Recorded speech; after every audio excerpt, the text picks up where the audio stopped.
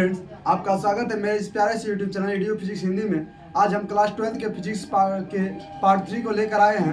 Part 1 और 2 में हमने आवेश के प्रकाश, आवेश के गुण तथा कूलाम के नियम के बारे में चर्चा किया था। आवेश के कूलाम के जो बारे में जो हम चर्चा किए थे उसमें एक टॉपिक आई थी 1/4πε0। इसमें हम 1/4πε0 का मान, मात्रक, विमा और ε0 का मान डेरिवेट करेंगे। ठीक है, चलिए शुरू करते हैं। तो दोस्तों, जो 1/4πε0 होता है, 1/4πε0 होता है, इसका जो मान होता है, वो होता है 9 × 10⁻⁻⁹। ठीक है, और इसका मात्रक जो होता है 1/4πε0 का मात्रक देखिए दोस्तों, ये सभी चीजें न्यूमेरिकल के लिए और विकल्पी के लिए बहुत ही इंपॉर्टेंट है, वाइवा में भी पूछे जाते हैं। तो 1/4πε0 का मात्रक होगा न्यूटन मीटर स्क्वायर प्रति कूलाम स्क्वायर। ठीक है, 60 में लिख लीजिए कूलाम स्क्वायर, तो 60 में होगा Nm स्क्वायर पर c स्क्वायर। ठीक है, ये हो गया इसका मात्रक और ये हो गया इसका मान। अच्छा, इसकी बीमा की बात कर लेते हैं। तो बीमा के लिए आप सीधे सीधे लगाइए 1/4πε0 की बीमा। आप 11th में पढ़े होंगे बीमा निकालना, उसी तरह से निकालेंगे। तो 1/4πε0 का जो मात्रक है, क्या है? मात्रक है न्यूटन मीटर स्क्वायर पर कूलाम स्क्वायर। यही होता है। अब देखिए, न्यूटन का जो मान बीमा होता है वो होता है बल का बीमा कितना होता है? तो mLt -2। ठीक है, और जो दूरी है, यहाँ पर दूरी स्क्वायर है, यानी दूरी की बीमा होती है L, और तो यहाँ पर हो जाएगा L2। और कूलाम आवेश का जो बीमा होता है, आवेश की बीमा कितना होता है? तो AT होता है, लेकिन यहाँ पर स्क्वायर लगा है तो A2T2 हो जाएगा, A2T2। ठीक है, अब हम A2 और T2 को ऊपर ले जाएंगे। उससे पहले M और L को मर्ज कर देते हैं, तो हो जाएगा mL3T-2/A2T2। अब हम ऊपर ले जाकर सभी को एक ही साथ लिख देंगे, तो हो जाएगा mL3T था, नीचे से ऊपर जाता है तो माइनस हो जाता, हो जाएगा T-4 और A-2। ये हो गया 1/4πε0 का बीमा। ठीक है, ये 1/4πε0 का बीमा हो गया। चलिए, अब हम ε0 का मान निकालते हैं। तो ε0 का मान निकालने से पहले आपसे हम पूछना चाहेंगे कि कूलाम का नियम क्या है। उससे पहले आप एक बार रिवीजन कर लेते हैं। तो कूलाम का नियम क्या है दोस्तों? किसी बिंदु आवेश के मध्य लगने वाला आकर्षण अथवा प्रतिकर्षण बल दोनों आवेशों की मात्राओं के गुणनफल के अनुक्रमानुपाती तथा उसके बीच की दूरी के वर्ग के व्युत्क्रमानुपाती होता है। ठीक है, चलिए अब हम ε0 का मान निकालते हैं। ε0 का मान, देखिए ε0 का मान दोस्तों बहुत ही ध्यान से देखिएगा कितना होता है। तो आप जानते हैं, हम जानते हैं कि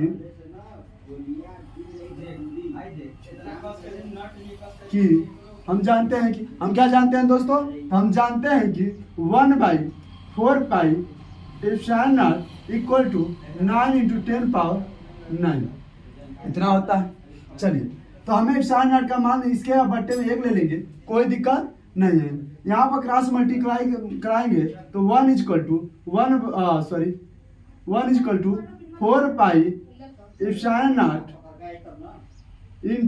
9 × 10⁻⁹ इतना हो जाएगा। अब हमें यहाँ पर ε0 की जो मान निकालना है, बाकी जो गुणा में है इधर जाकर भाग में हो जाएंगे, यानी कि ε0 = 1/4π × 9 × 10⁻⁹। ठीक है, अब देखिए, हम जानते हैं कि पाई की वैल्यू कितनी हो जाती है? तो पाई की वैल्यू होती है 4 × 22/7 × 9 × 10⁻⁹। 9।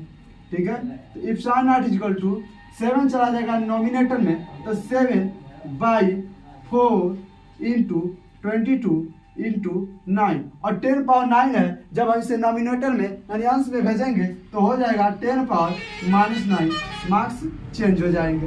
ठीक है, अब देखिए क्या हो जाएगा। तो if sine not is equal to 7/88 into 9 into 10 power 9।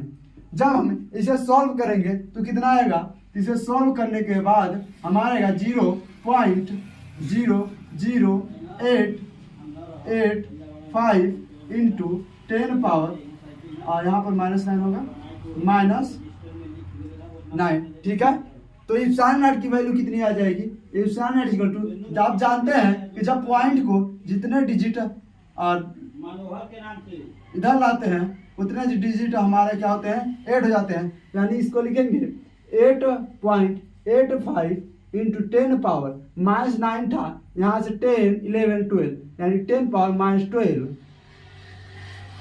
ये हो गया इफ साइन नॉट की मान। चलिए इफ साइन नॉट को मान तो निकालिए, अब हम इफ साइन नॉट का मात्रक जान लेते हैं। इफ साइन नॉट का मात्रक, तो इसे याद कर लीजिए, निकालने की कोई जरूरत नहीं है। इफ साइन नॉट का मात्रक क्या होता है, तो जो 1/4 साइन नॉट का मात्रक होता है उसके अपोजिट, यानी अपोजिट क्या हो जाएगा, तो हो जाएगा कूलम्ब स्क्वायर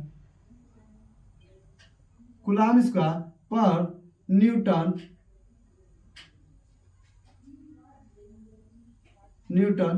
मीटर स्क्वायर। ठीक है, 1/4 साइन नॉट का क्या मात्रक था, तो न्यूटन मीटर स्क्वायर पर कूलम्ब स्क्वायर, तो इसका अपोजिट हो जाएगा कूलम्ब स्क्वायर पर न्यूटन मीटर स्क्वायर। अब इसका बीमा निकाल लेते हैं, इफ साइन नॉट की बीमा। तो इफ साइन नॉट की बीमा क्या होगी, तो इफ साइन नॉट की बीमा होगी, पहले इसे लिख लेते हैं, कूलम्ब स्क्वायर बटे न्यूटन मीटर स्क्वायर। हम जानते हैं कि कूलम्ब जो होता है आवेश से मिलकर होता है, आवेश का मात्रक होता है, यानी आवेश की बीमा क्या होती है, 80 होती है। लेकिन यहाँ पर कूलम्ब स्क्वायर है, इसलिए दोनों पर 2 लग जाएगा, A2 T2। ठीक है, और न्यूटन किसका मात्रक है, तो बल का, यानी बल की बीमा क्या होगी, तो हम जानते हैं 11th में पढ़े हुए हैं कि MLT-2 बल की बीमा होती है, और मीटर स्क्वायर यानी कि L2। अब आगे सॉल्व करेंगे तो ऊपर हम जाएगा तो हो जाएगा M-1, L ऊपर जाएगा L2, L1, L3 ऊपर जाएंगे तो L-3, और T4A2, ये हो जाएगी बीमा। ठीक है, आई होप आपको समझ में आ गया होगा। कल हम लोग कूलम्ब के नियम का सदिश निरूपण पढ़ेंगे और कोशिश करेंगे कि आधार रोपण का सिद्धांत भी कल ही पढ़ ले। ठीक है।